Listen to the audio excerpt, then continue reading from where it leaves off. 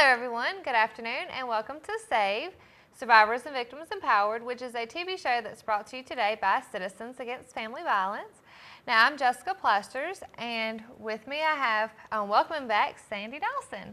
So just in case anyone doesn't remember our show from last series on sexual assault, Sandy, would you quickly just go over who you are and what you do with the agency? Sure. I am Sandy Dawson and I am the Sexual Violence Case Manager at Citizens Against Family Violence. My job is primarily in Martinsville and Henry County, where Jessica primarily works in Patrick County.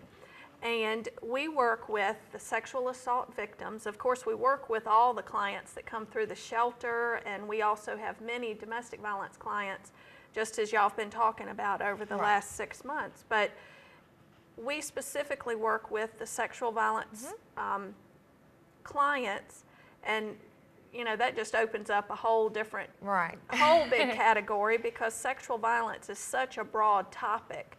I kind of talk about sexual violence in terms of it being like an umbrella, because it covers a lot of different things. You know, a lot of people equate that it's always just about rape. Right, that was what I was going to say. A lot of people, when they hear sexually assaulted, they're thinking a person was raped, when actually sexual assault is a lot of different other things as well. Right, and you know, it includes not only rape, but it also includes, I want to call it date rape, but then that still identifies date, but I mean rape, but being sexually assaulted by an acquaintance that doesn't necessarily go all the way to an actual physical rape. And something we see a whole lot is children being molested as child, you know. And that fits under that sexual violence umbrella, and often is identified as sexual abuse, because it typically with children happens over a longer period of time. That is what we find out about. You know, there's also sexual harassment that fits under the broad umbrella of sexual violence, but sexual harassment is not actually generally physical touch like the other crimes are. But what we have found is that all sexual assault and abuse and any type of sexual violence is a crime of violence, power, and control. Right. And that's what we're going to get more into over these next couple months. Right.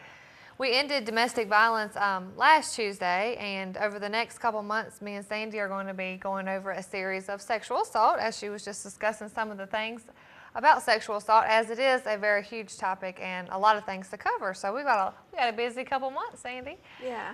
So you went over a little bit about what sexual assault is. How often or how common is it that it happens? Well, it happens all the time. In fact, and I don't have the little mathematical thing that makes it work out, but at the end of our broadcast and on our thing it gives the statistic, but it actually works out to be one sexual assault every 2 minutes. Wow. That is occurring somewhere in the world. And that even opens up, when I say in the world, a lot of the sexual trafficking that occurs. So human trafficking, there's a lot of things going on that we don't ever even know about. But in terms of how many times it happens, 1 in 3 women and 1 in 6 men will be sexually assaulted sometime during their lifetime.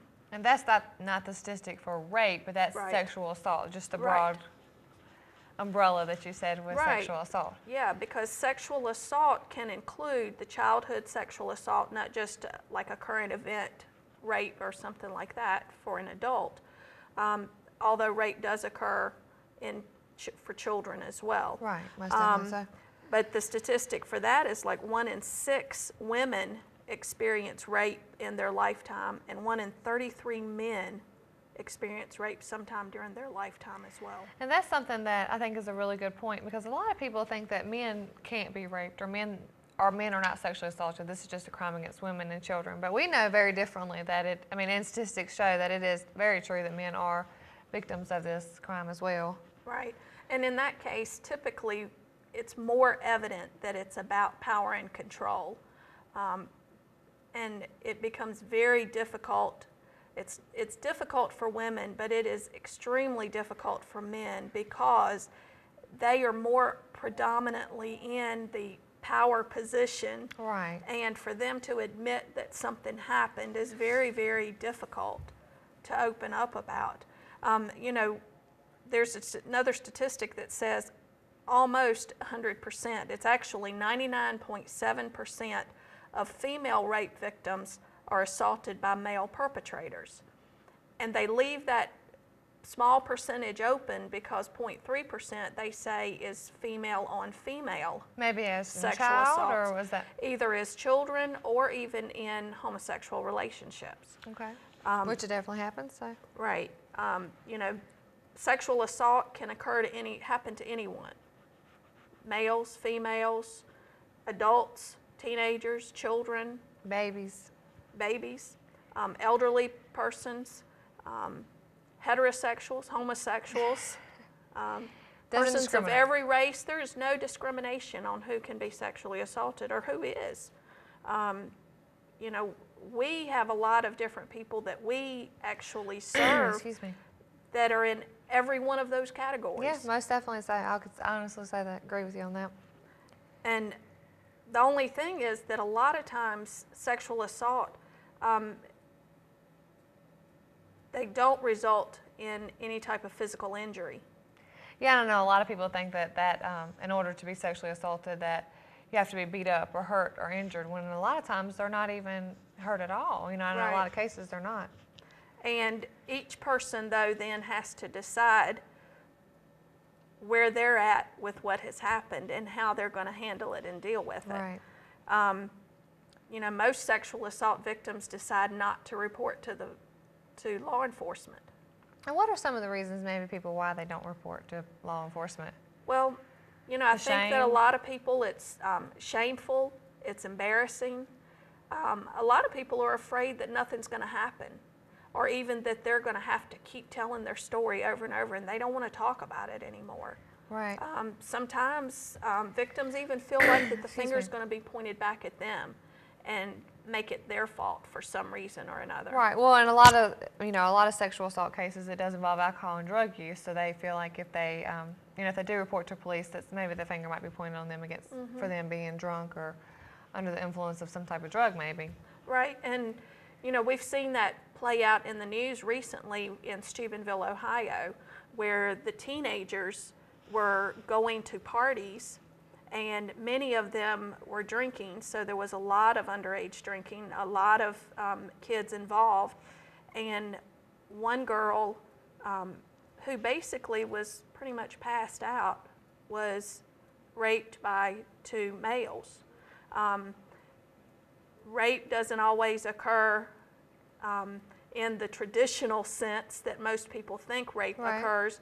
Hers occurred by digital penetration, which didn't involve the normal normal activity of sexual intercourse.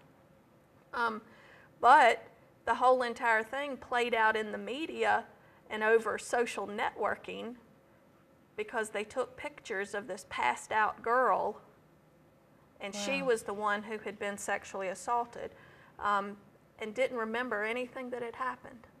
Wow. Since then, they've both been found guilty, the two guys have, but they're looking at a lot of other charges coming down from that. One of the things that they've really been looking at was the underage drinking and how many parties they had gone to. That's been going on since the beginning of time. Right. You know, and it's teenagers do it. We don't want them to, and no, it's not right, but they do it. But a lot of times, if it is a younger person that is sexually assaulted, they won't want to come forward with that because of the underage drinking or because of the drug use. Right, and a lot of fingers were pointed back at even that teenage girl. Even though she was passed out, they wanted to point fingers at the fact that she had been drinking, that this was some type of behavior that she did all of the time. But the whole big thing, and we did talk about this last season, it comes down to consent. Right. And regardless of where she was at or what she was doing, she did not consent to that. Right. No, definitely not. When it gets down to, you know, the decision about whether or not it's sexual assault or not, if a person does not give consent to participate in sexual activity, then it does become sexual assault. And the absence of the word no doesn't mean yes. Right, exactly. So even if they She was are passed out, she drunk and couldn't passed consent to out, it she at can't all. say no. Right. But so only yes is the actual consent word Right. to Most go definitely so. forward with any type of sexual activity. You know, people have a lot of different reactions when they are sexually assaulted, and each person has to handle it and deal with it in their own way. Right. Just like any type of abuse or any type of tragic Right. incident that happens in someone's life, they handle it differently. Right, and it's important for each person to know that they can take back the power and control in their own life. By And reporting. They can report. They can also go to the hospital and be treated at the hospital. You know, when they go there, they can choose whether or not it gets reported to the police or not. And a lot of times they don't know that. They think if they go to the hospital, it's automatically going to be reported to the police. But they have that decision to make. Right. And, you know, some people don't want it to go through the court process. And that's really okay, unless, of course, it's children. Right. And any assaults against children need to be Excuse me. reported because it's illegal and because a crime has been committed. Not that a crime didn't occur to an adult, but an adult has a little more decision-making power about how Right. they want to go A child forward has. with things. And it is the adult's responsibility to take care of the children and Right, to most ensure that definitely. it's not going to happen again. And unfortunately, we hear so many, even adults talk about their childhood of being assaulted as a child, and we see so many children that are being assaulted by family members or by people close within the family or neighbors or whatnot. And these children, I don't think these adults really realize what these children are going to go through as an adult. I know we run across a lot of adults that are now going through a lot of stuff because of childhood sexual assault, and it is a struggle. So Yeah. that's more or less about this healing journey you're going to talk about in a Yeah, little we're bit. going to, over the course of the next 12 weeks after today, we're going to get more involved every week with another step of a healing journey. And you might say, well, why do you need a healing journey? Well, everybody that goes through any type of abuse or assault, and especially sexual assault because something has been taken away from Right. you, needs to go through a healing process. And it's going to look different for everybody, but there's some steps that each person can do that helps to move them further along in the process. Well, don't give us too much information I because I won't was give going you to take too a much. commercial break in a minute so you can get more into the healing journey. But so over the next couple of weeks, we're going to be talking, well, you said 12 weeks, so now I know we got 12 weeks. Okay, we're going to be talking about different topics pertaining to sexual assault, and we're going to have some special guests, I'm understanding. Right, we've got different people coming in for that, and we'll talk about that when we come back about who all we're going to have come back with Okay. us. Well, let's just take a quick commercial break then, and we'll come right back.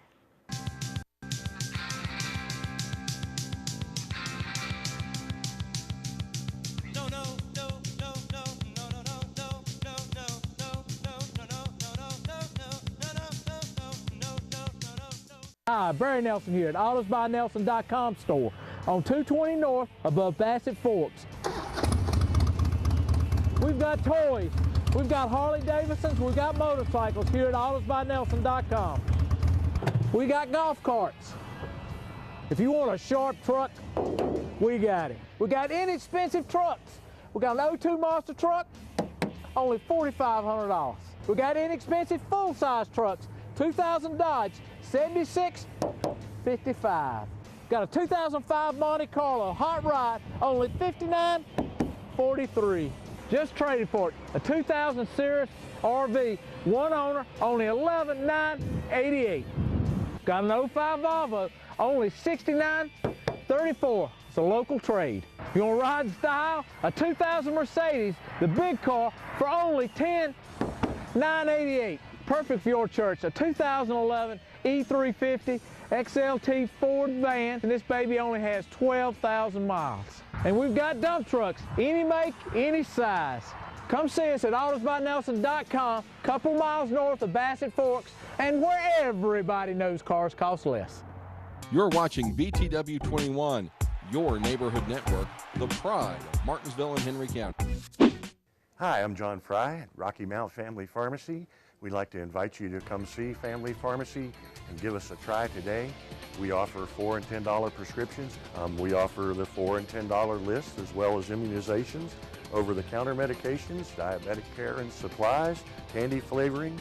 We have 50-cent greeting cards, low-price makeup, sunglasses, reading glasses, and more. We offer free delivery within about a 10-mile radius. Give us a call at 489-5400. Let us be your family pharmacy today. The Southern Virginia Artisan Center, a program of Patrick Henry Community College located at 54 West Church Street in historic Uptown Martinsville, offers a wide variety of craft, design, and culinary classes. The Southern Virginia Artisan Center is home to the area's largest artisan and crafters retail gallery, which offers handcrafted work from over 80 local and regional artisans. Stop by or visit our website at www.southernvirginiaartisancenter.org for more details about our upcoming classes and gallery sales. Hi, I'm Emily Aaron, the new face on BTW 21. Join me for the weekend review on your neighborhood network. You're watching BTW 21, your neighborhood network, the pride of Martinsville and Henry County. Mexican Experience. Daily specials Monday through Thursday and hot sizzling fajitas you can enjoy every day. Why do people drive from miles around? The food is great and the service is superior. El Parral, where quality food and fun come together.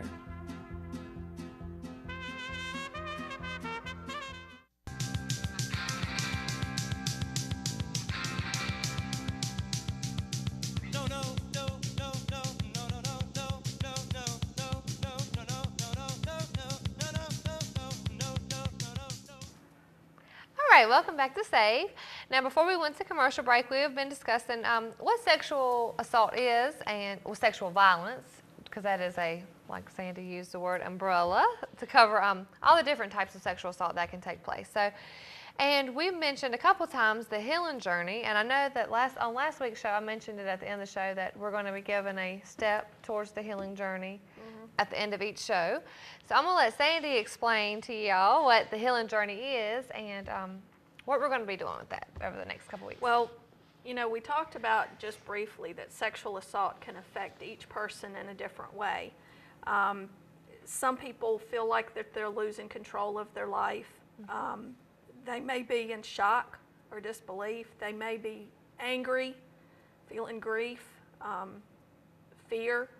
There's a lot of different feelings and emotions that affect a person. Right, most definitely. And then they're also dealing with denial, forgetting, shame, embarrassment, sometimes isolation, deal with a lot of depression, flashbacks, nightmares, and it can become extremely overwhelming. Right, all those things can take over someone's mind, Yeah. most definitely. So, you know, it will completely affect their life, and they have to decide how they're going to manage in life now that this has happened. Okay. Or even if they're having recurring memories about something that happened in their childhood. It's important for each person to start exploring how they're feeling, but to, because no one knows exactly how another person is feeling. Right. Well, a lot of times people will cover that up and they'll seem like everything's fine when inside they're suppressing it and dealing with a whole lot of emotions. So. Right. Most survivors have found that they deal with all those different emotions, but what they need to learn is how to cope with all of those emotions in everyday life. Right. There is healing and there is hope, and it's very important for all victims of any sexual violence, sexual assault, sexual abuse from childhood, to know that they're not alone. You are not alone in this process. That's what we are here for, is to help guide through all of the steps that can happen for each person to decide what they're going to do and how they're going to handle it is what's most important.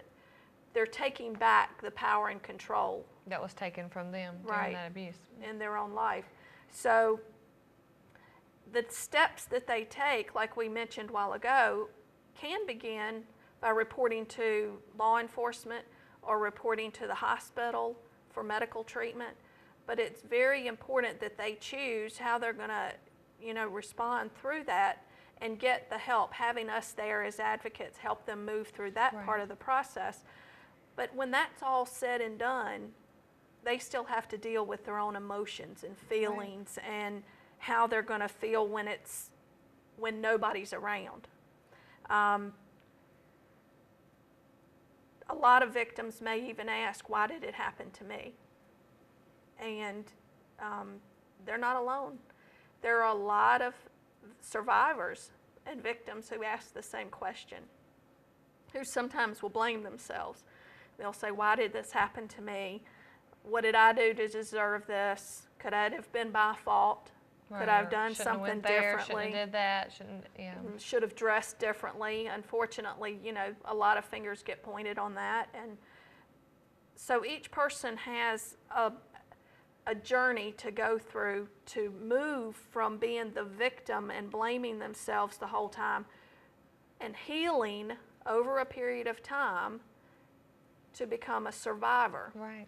A survivor can look back at everything that's happened on their journey, even at the sexual assault, and realize that they can move forward, that becomes a part of who they are, but it doesn't define them forever. Right. Well.